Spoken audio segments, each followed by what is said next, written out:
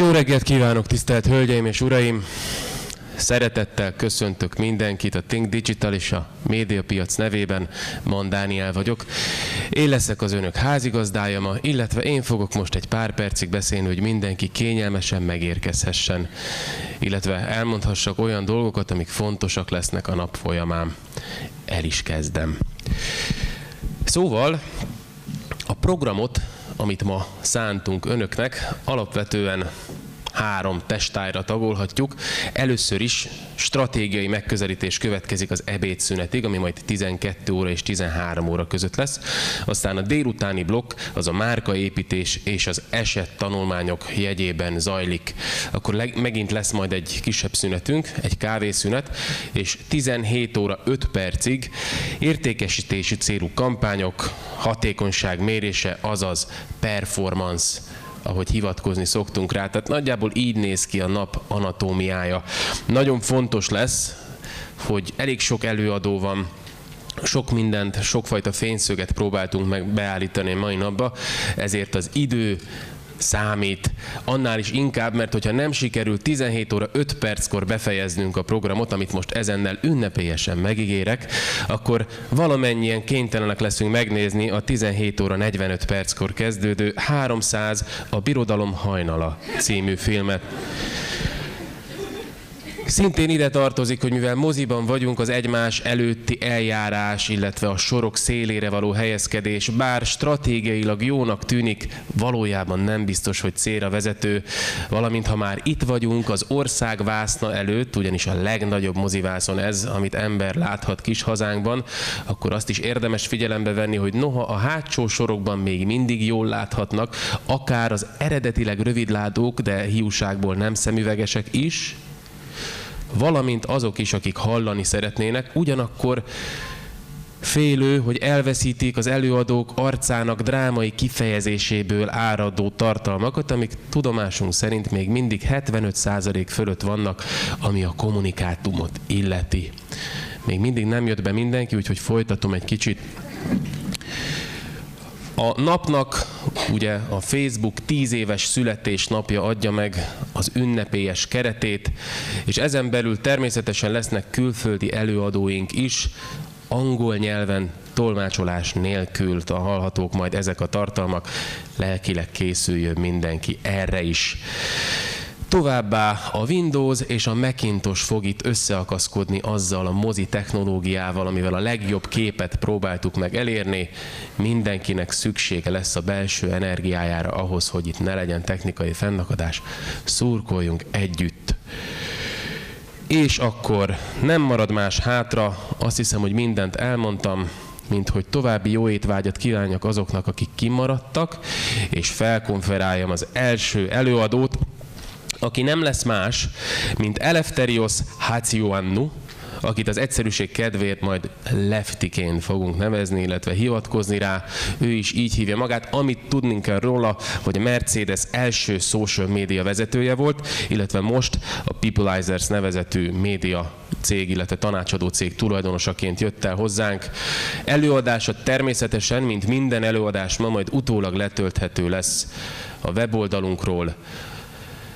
Dead or Alive, illetve Facebook and the 7 Deadly Sins of Marketers, tehát ott a hátsó kijáratot megtalálták azok, akiknek egy kicsit lassabb az emésztése, és érkeznek már hozzánk közel, nagyszerű. Szóval az 1667-es John Milton által Plain Verse-ben megírt nagyszerű Elveszett paradicsom nyomán a 7 főbűnt különböző tudományterületek szeretik magukhoz ölelni. Kérem, hogy foglaljanak helyet, azért beszélek addig.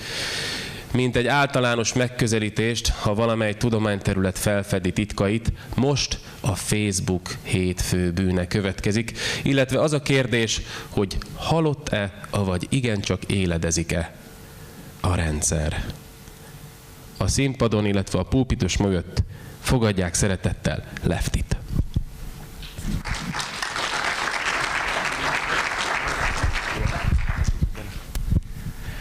Jó reggelt, is that right? It's wonderful to be here. 1 second, I need to look good. By the way, blue and white is not an accident. The clicker is here, okay? Before we start, I want to get to know you a little bit better.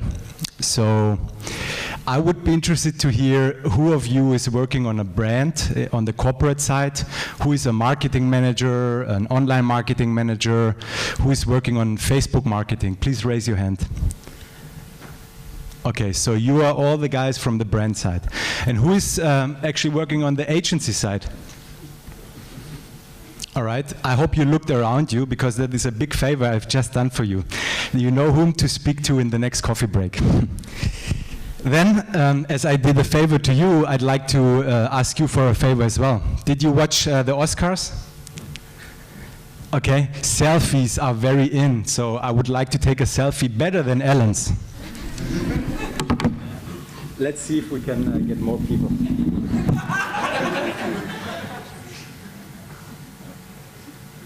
All right, just do something, you know? Okay.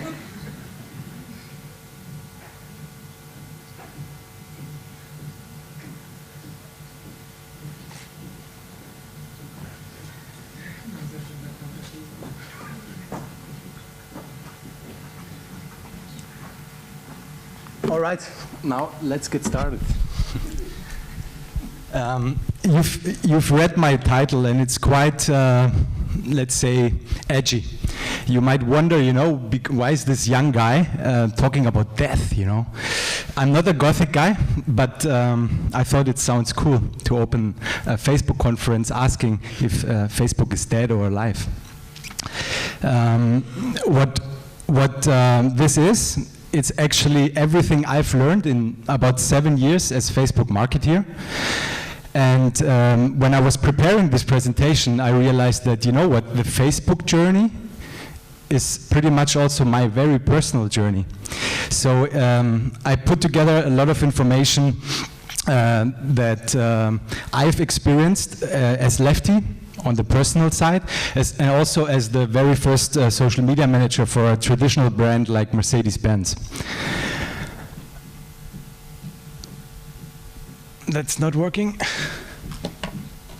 This one.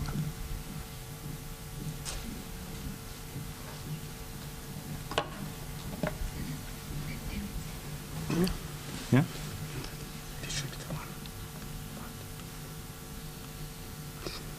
Mm-hmm.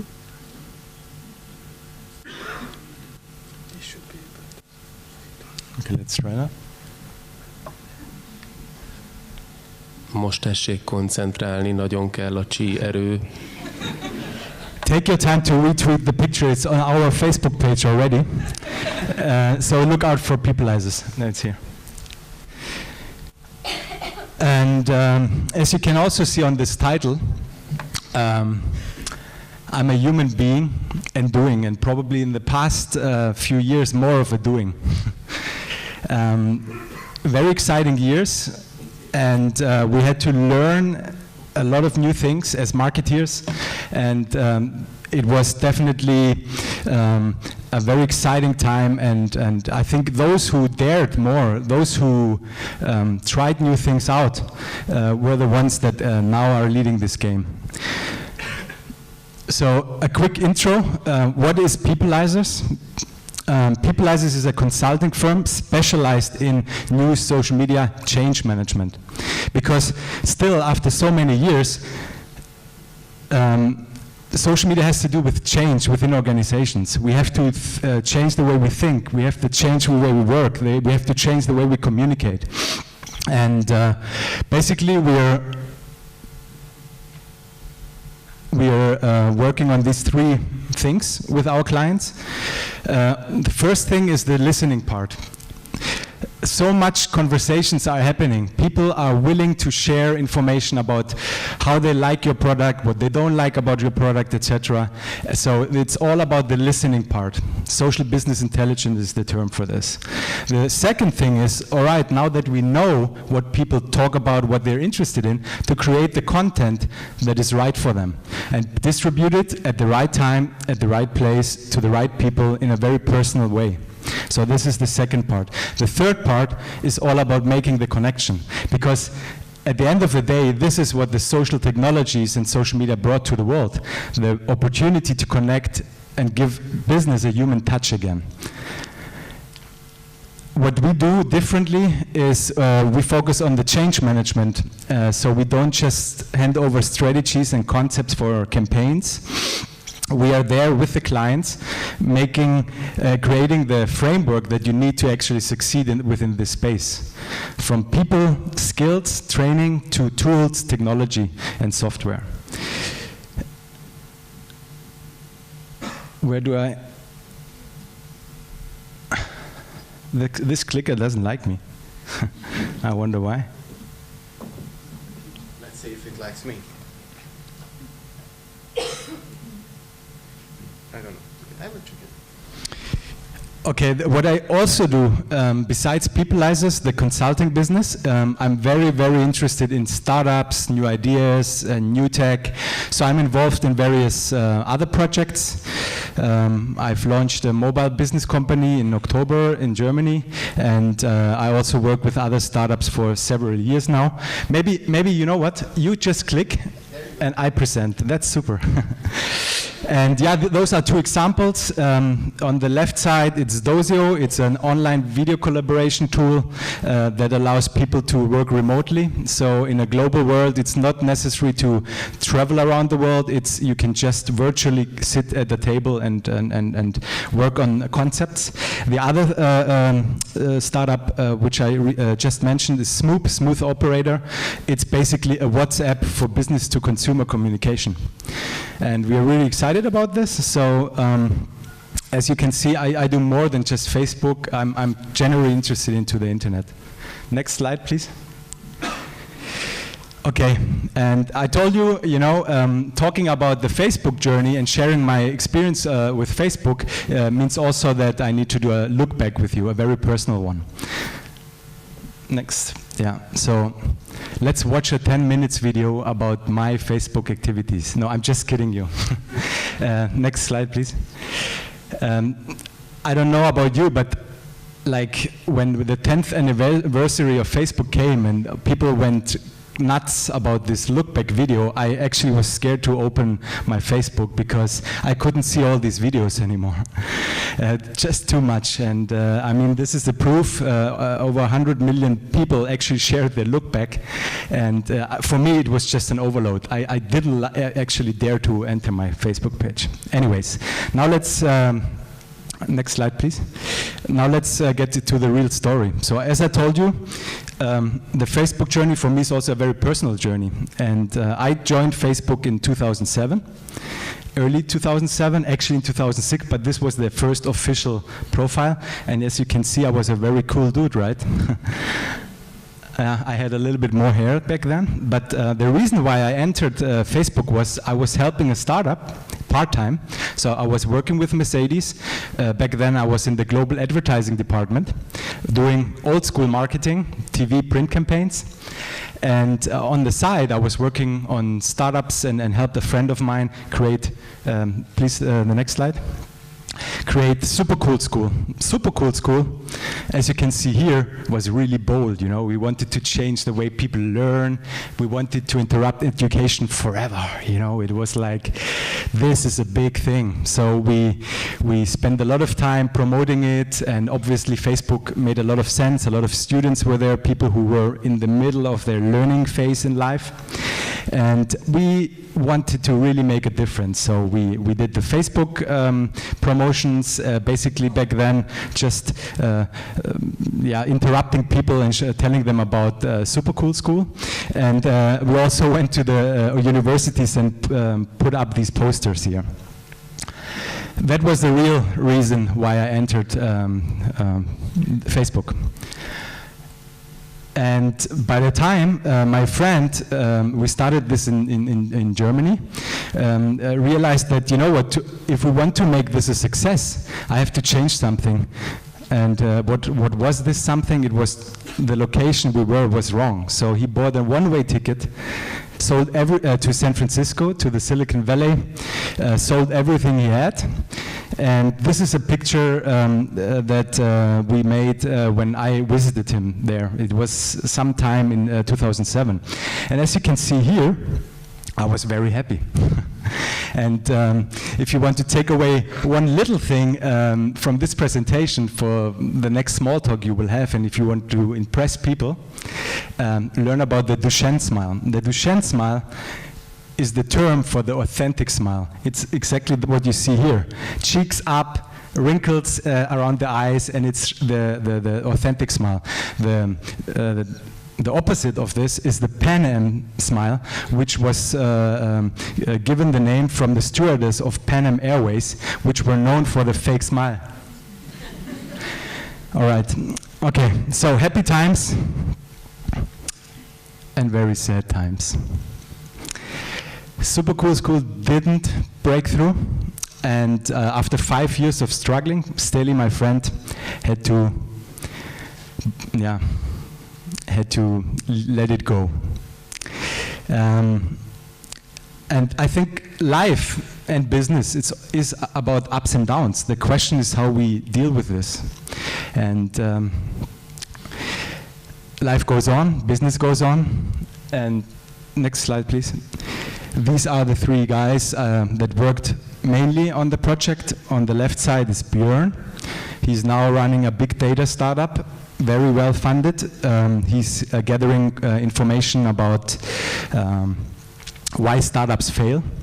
And he puts this information into an app that startup founders and young companies can use to actually compare their performance to failed startups and adjust their strategies.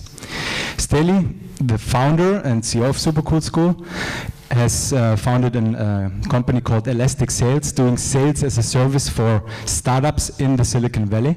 So he helps them sell. And out of this came a software, which is Close.io, which is very successful. And the last guy, Vlad, he was the technical guy behind Super Cool School. He's now the co-founder and CTO of Viral, a video ad network which received $9 million funding just last year. So, as you can see, there's always also a better day coming after dark days. Next slide, please. And now let's look at what I did. So, as I mentioned, Super Cool School was a side project. That's what I did after work, to have some fun. But I was also working, as I said, with Daimler on the Mercedes-Benz brand. In different projects, I started in sports marketing, doing sponsorships and sports events. Then I did global advertising, TV and print campaigns, and that was basically old school marketing, you know, bringing products to as many people as possible by using the media that they consume, mass media they consume. TV and print was back then very important. But I saw this opportunity when I came back after a short break, a sabbatical that I took, that, you know what, there is more into social media, and we actually need to bring this traditional brand into this world. The only problem is that nobody knew what it is. I was the only person that believed in this, and there were two worlds colliding, if you want to say. I mean, this picture does show it pretty well, you know. So there's this iconic traditional heritage brand that people desire, long for. So distance is a part of the concept, right? It's something you desire, it's far away. And then social media is all about connection, conversation, transparency, and so two worlds were colliding. What I learned in this time was that my role was not to post and share pictures, but to become a change agent within an organization. And a change agent, and I believe among you are a lot of people who are exactly this in your own company, have to inspire, have to show that, you know what, it's worth walking this direction, and have to translate the new world into the old world so the old school guys understand what's happening. How do they do that? You can, for example, translate the Facebook reach into CPM, or you just get out information that is interesting, for example, for a product manager whose product was criticized through social media, and provide it to him in a way that he understands. And what helped me, and maybe it would help you as well today, is to create a social media roundtable, a platform where you meet on a regular basis, and where you inform people what is happening, and why you're doing things, how progress is done. 6 months after I started, we had 500,000 fans. Another 6 months later, we had 1 million fans. Another 6 months later, we had 2 million fans. And what we did, because we thought it's a way that Mercedes-Benz can be interesting, we asked young artists to create a unique piece of artwork, which you've just seen, to say thank you. So the first two were actually pictures, and the last thing was a video animation. But I don't want to bother you with it. It's not cool anymore, but back then it was cool. Okay. Again, do you recognize this smile? Is it true? Is it an authentic smile? I think so. And from late 2010, early 2011, I started my own journey. I left Mercedes-Benz to become a consultant and to use what I've learned to help other brands and individuals as well. And this picture has been shot on Wall Street in New York. And I think it says a lot, and it's basically how I see this world changing. I believe that the world, and especially business, has to move from Wall Street to Love Street. What do I mean by that? I mean, look at the way business has been done in the past. It was all about pushing people into a sales funnel, no matter how much it costs, hoping that they eventually will buy a product that we have, and not really listening to them, not actually being interested, because it was just about getting a message out. Love Street is different. Love Street is about connection. It's about passionate employees doing great work, connecting with customers, and thereby selling more and succeeding in business. And that's, I like to call it Love Street. Next.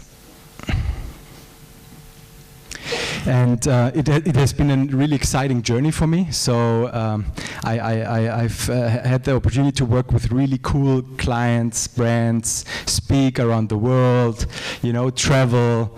I met the leaders in this space. I actually shared the stage with them, and I mean, those were the days of my life, you know. It was like, yes! And then, next slide, please, yeah. In January 2014, I was shocked. I thought, no, it's over. Because I opened my computer, and what I did read around the web was, Facebook is about to die. 80% of the users will be gone by 2017. Facebook is the next MySpace. And I was, no man, that can't be true. I mean, the party just started, you know, and I want to rock this wave. And what do you say? What was it all about? Next slide. Princeton University created a research. I'm not sure if we are allowed to call it research, because research needs to be true. And I believe that's not the case. But what they basically did is look at search queries and how many people search for Facebook. And obviously you can see that in 2013 and 14, less people are looking and searching for Facebook through Google. And they compared it to MySpace, and they did a projection into the future, and they estimated, you know what, if this is the case, Facebook will be dead by 2017. So then I thought, interesting. That means the internet will be dead too. Because I went into Google Trends and I put in the search term internet, and if you look at this graph, if you compare it to 2005, less people are searching for the internet. So I mean, if you apply the same logic, the internet will die as well. All right, next chart, please. No comment on this. Yeah, I think if Facebook will die, then only from suicide. And compare it to Kodak, okay? The Kodak failure. A giant, a very well-established giant, died only because they were not innovative. They were not adapting to the new times. And they were not willing to walk the extra mile. They felt secure, they were arrogant, and they didn't move. And that's the only reason, or the only way Facebook will die, if they don't keep innovating. But I'm pretty optimistic that they will be innovating.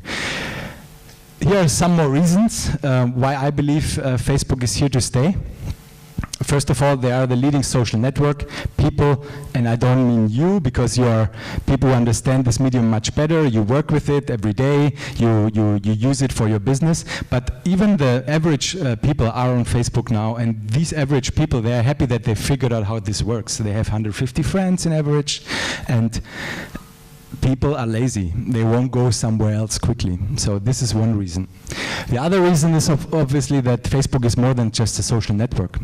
If I look at my behavior and how I use Facebook, for example, before I came here yesterday, I posted it on Facebook and I asked people to connect me to interesting local people who they think would make sense I should meet, you know, and I get my answers. When I'm about to buy a product, I want to hear the opinion of my friends, if they have experience with this new device or this new device, etc.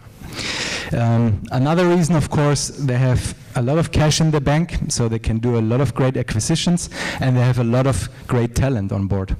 And I'm impressed because they are huge, a huge company. I'm not sure the Facebook guys, if they are here already, will tell us maybe the exact numbers, but thousands of people. The last number I knew was 5,000, but probably it's not fresh anymore. They are a lot of people and a lot of great people, so I believe there will a lot of innovation will come out of this. Then, of course, they play the mobile game very right. I mean, the acquisitions they did in the past few years, including WhatsApp more recently, shows that they emphasize the mobile strategy very much, and I think that's the way to go. And of course, it's still growing. The vision that Mark Zuckerberg has with bringing the internet to everyone is clearly something that will help them.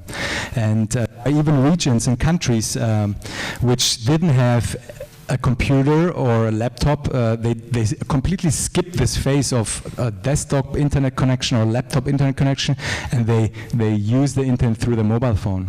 So they skip this whole era that we got to know the internet with. And yeah, so it's actually a big party happening right now. Facebook turned 10, they bought Instagram, they bought WhatsApp, they're well prepared, and because I believe Facebook is here to stay, let's look at what I can share from my experience so you can get the most out of it. Let's talk about the 7 deadly sins, and let's start with sin number 1. Sin number 1 is that we have to change something in our minds, and that is that brands are communities and not one-way streets. We learned marketing is putting a message out there and pushing it outside, not listening to any reactions and just forcing people into the sales funnel. But this has changed. Brands are conversations, brands are communities, brands need to have more of a human touch and have to make this connection, and they have to listen to what's happening.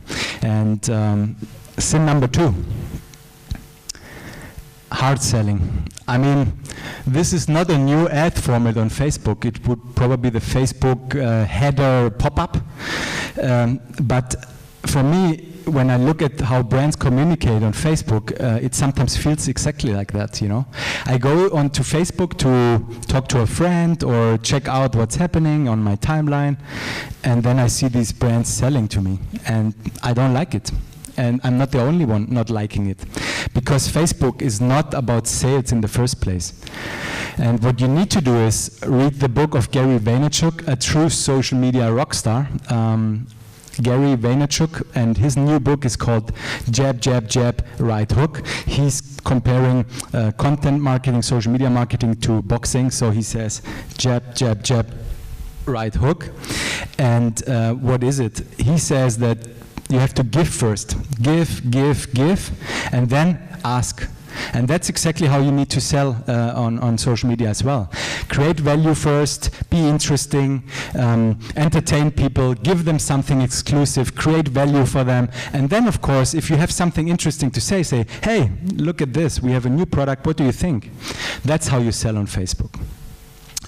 Sin number 3 is forgetting the context. So my time is over, but we're getting to the end. Sin number 3 is only thinking Facebook and forgetting the rest. Facebook is just the tip of the iceberg. They did a great job of creating awareness for social media, but still they're just one platform, obviously the biggest one, but there's more that you should look into. And no, what is also important is that you connect these different platforms. So it's not just thinking Facebook and thinking YouTube, etc. It's actually connecting these platforms and bringing traffic from one platform to the other. Plus, creating content specifically for each platform and not just pushing things out. And this leads to the next chart as well, the sin number 4. And I mentioned it already on my first chart when I said the human touch. Don't think of Facebook marketing as a mechanism or a robot where you push a button and something happens. The real opportunity is that you can have this one-on-one feeling, this very personal feeling on a massive scale. And I hate, for example, automation. When I can clearly see they just use some sort of automation to publish content all over the web, and Facebook is just one platform that they feed with. So I personally don't like it, and I don't know about you. It's more interesting to see a very personalized message. Sin number 5, not listening at all. And this drives me nuts, because you know what? We spend so much money as marketeers for insights, market research data, but there's so much gold out there which we can just pick up by using web monitoring tools, social media monitoring tools, and listening. And please, the least thing you can do when you enter the social media space is to listen. And that's what I tell my clients as well. If you don't, sometimes I even say, don't be an active part yet, learn this first. But what you need to do, and everybody needs to do, is to listen and to use social media monitoring tools to actually gather the data. Because then you know what they're interested, who they are, where they hang out, where they spend their time, and you can be much more precise in your strategies, in your content marketing, because you put the right things in front of the right people. Sin number 6. Dare more, guys. You know what? Be the case. We're all looking for case studies, right? And maybe you thought, I will come here with a lot of like case studies from the past. I think it's a big bullshit to do that. The Me Too strategy is the worst thing you can do. That's why we see on every Facebook page a sweepstake giving away an iPad. So everybody's going there, and then we have these people who just came for the iPad, and what happens? It's just a bad community. What I want you to think about is create a new path, walk where nobody has walked. And I want to share one failure of my life with Mercedes-Benz that was exactly this. But at least we tried and we found out. And it was about Christmas time. It was an app that we created. It was called Singing Stars, something like that. And what it was a karaoke app on Facebook. Back then it was like really hot to have these apps on Facebook, and it was basically people singing Christmas songs, and we mashed it up into a big choir, and so it was the biggest Christmas choir. Yeah, I would have loved to tell you that this was a big hit. It wasn't, but at least we tried something new, and we learned, all right, this doesn't fit. Last thing, and there's a reason why I put it last, because it's so important. Never ever forget how important the mobile use has become. And these numbers are from 2013, yeah? This trend is just getting worse. Please, don't invest too much time creating fancy, high-tech tabs on your Facebook page so people can spend 25 minutes creating a product personalized on the Facebook page. Think about which content makes sense when the consumer and the Facebook likey is actually on the go, in a meeting, traveling. How can you catch his attention and then bring him somewhere where he can spend more time? That's it. An overview once again. Stop thinking one way. Second, don't sell the hard way, sell the soft way, jab, jab, jab, right hook. Please don't automate, add the human touch, be more personal and personalize content. Don't forget the context. Use the data that is out there and never forget mobile again. Thank you. That's my part. Enjoy your life and business. And I'm really excited to connect with you later in the break. And there's one last thing. Businesses don't make customers happy. People do. And I think this is a really great statement. And I wish I could say more great things about G+ on a Facebook conference, but I don't, because I think they suck. But this is the slogan. This is the slogan they used when they actually launched Google+, and I loved it, because that's what it's all about. Businesses don't make customers happy, people do. Thank you. Köszönjük szépen.